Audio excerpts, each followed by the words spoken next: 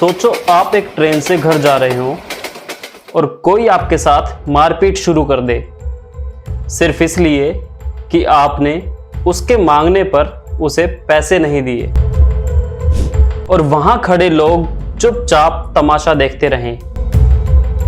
ऐसा ही कुछ हुआ आज के इस केस में, जहां एक युवक को चलती ट्रेन से फेंक दिया गया, जिसकी गलती सिर्फ इतनी थी कि उसने ट्रेन में मांगने वाले किन्नरों को पैसे नहीं दिए थे। वहां मौजूद लोगों ने उसका वीडियो तो बनाया, लेकिन उसे बचाने कोई आगे नहीं आया।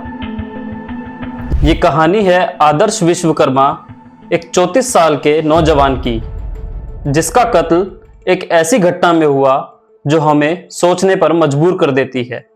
आखिर क्या हुआ था उस रात गोंडवाना एक्सप्रेस में? किन्नर के भेष में कौन थे वो लोग जिन्होंने आदर्श को इतनी बेरहमी से मारा, और क्यों? क्या ये सिर्फ पैसों का मामला था या इसके पीछे कुछ और भी राज छुपे थे? चलिए जानते हैं डिटेल से सब कुछ इस रियल मर्डर केस के बारे में।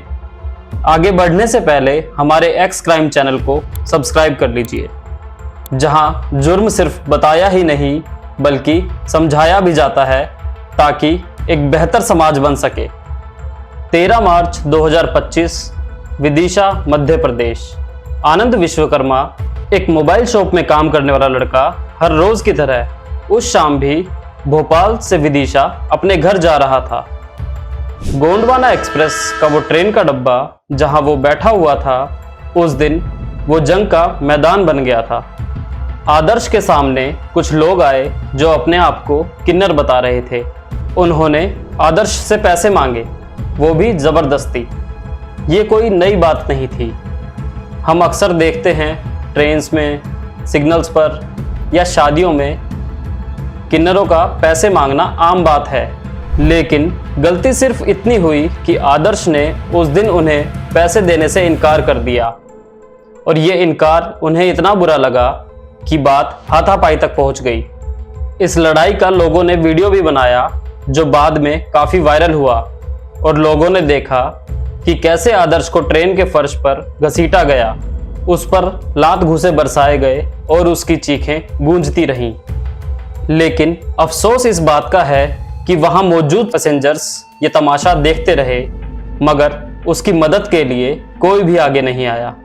और फिर थोड़ी देर बाद जब उन किन्नरों का मन उसे पीट कर भी नहीं भरा, तो उन्होंने आदर्श को चलती ट्रेन से नीचे फेंक दिया।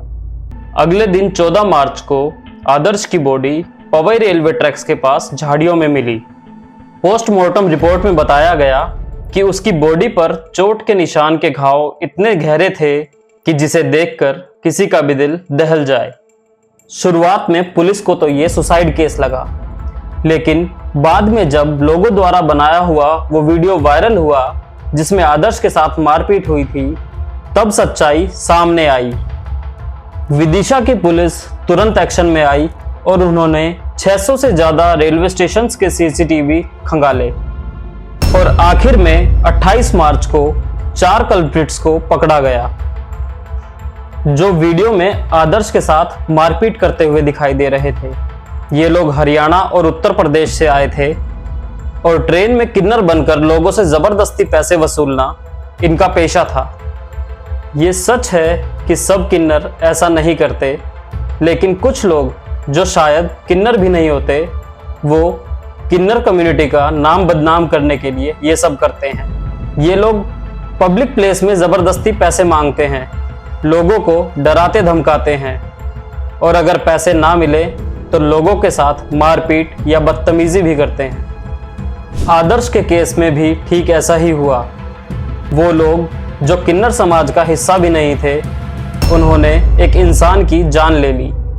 लेकिन इस केस में सबसे बड़ी गलती उन पैसेंजर्स की थी जो वहां खड़े होकर तमाशा देख रहे थे। आखिर वो चुप क्यों थे? क्या उन्हें कोई डर था, या फिर उनकी ये सोच थी कि ये तो रोज का है और कौन सा हमारे साथ हो रहा है, छोड़ो। ये चुप्पी भी एक जुर्म है, क्योंकि उस दिन अगर एक भी इंसान आगे आता तो शायद आज आदर्श जिंदा होता। ऐसा अगली बार आपके साथ भी हो सकता है।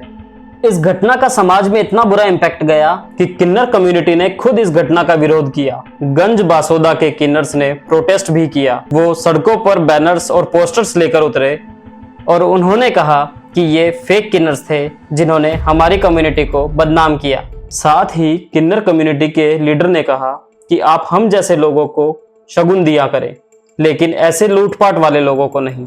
मगर उनकी इस स्टेटमेंट से सबसे बड़ा सवाल ये उठता है, क्या सामाजिक तौर पर इनकी कोई आइडेंटिटी है? क्या गवर्नमेंट या समाज इनके हक के लिए कुछ कर रहे हैं? इस केस ने हमें दो बातें सिखाई। एक, कि अगर कोई गलत काम हो रहा है तो हमें अपनी चुप्पी तोड़नी पड़ेगी, और दूसरा, किन्नर समाज के लिए एक ऐसा सिस्टम बनाया जाए जहां उन्हें जबरदस्ती पैसे मांगने की जरूरत ना पड़े।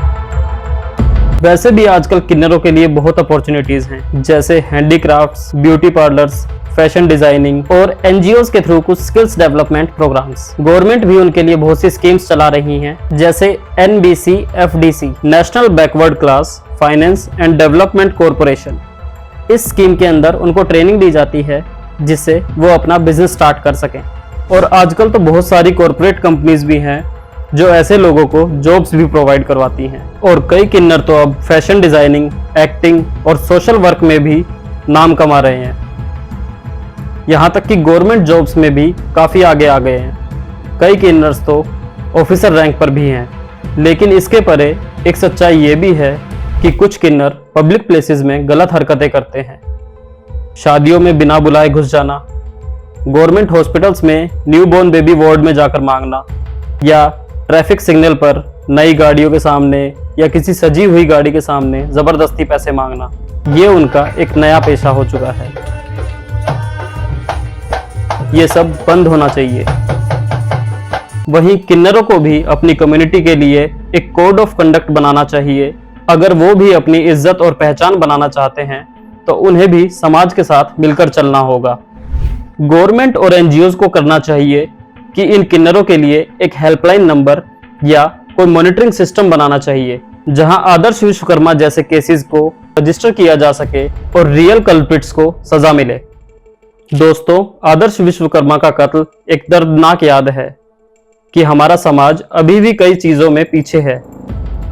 ये सिर्फ एक किन्नर कम्युनिटी का मामला नहीं है, ये एक इंसान की हक और सुरक्षा का सवाल है। हमें एक ऐसा समाज बनाना है जहां ना कोई जबरदस्ती पैसे मांगे, ना कोई चुपचाप तमाशा देखे और ना कोई आदर्श जैसा निर्दोष इंसान अपनी जान गंवाए। किन्नरों के लिए अपॉर्चुनिटी हैं और उन्हें भी अपना टैलेंट दिखाने का पूरा हक है, लेकिन साथ ही उन्हें अपनी जिम्मेदारी भी समझनी होगी। चलिए हम सब मिलकर एक नई शुरुआत की ओर बढ़ते हैं, जहां नफरत नहीं, प्यार और सम्मान हो। क्या आप भी इस बदलाव का हिस्सा बनना चाहते हैं? तो अपने विचार हमें कमेंट में ज़रूर बताएं। अगर ये कहानी आपको छू गई हो तो इस वीडियो को लाइक करें, शेयर करें और हमारे चैनल को सब्सक्राइब करें। साथ ही बेल आइकन भी प्रेस कर लें ताकि हम ऐसी ही और रियल केसेस आपके सामने लाते रहें। मिलते हैं आपसे अगली वीडियो में। तब तक के लिए सोचते रहिए, कहीं जाने अनजाने में आप भी किसी क्राइम का हिस्सा तो नहीं बन रहे। जय हिंद।